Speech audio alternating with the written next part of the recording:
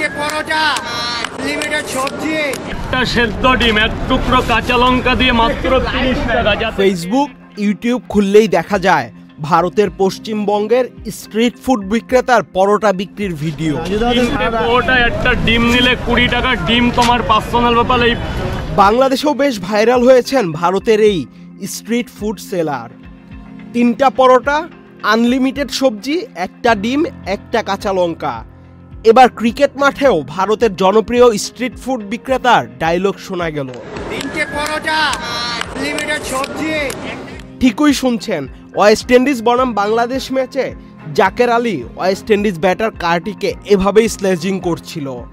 জাকেরের সাথে সুর মিলিয়েছে বাংলাদেশ দলের বাকি খেলোয়াড়রাও। একটা ডিম, একটা কাঁচা লঙ্কা। মজার ব্যাপার হলো, আদতে কার্টি হয়তো কিছুই বুঝতে পারেনি, কিন্তু আউট হয়েছেন ঠিক পরের ওভারেই। তাই বলা যেতেই পারে জাকেরের স্লেজিং কাজে দিয়েছে বটে।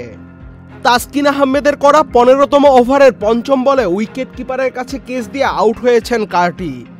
তাই বলাই যায় মাঠের স্লেজিং ও মনস্তাত্ত্বিক লড়াইয়ে জাকেরের কাছে হেরেছে ওয়েস্ট ইন্ডিজের batter CAR-T. Ahmed Shafi, channel I.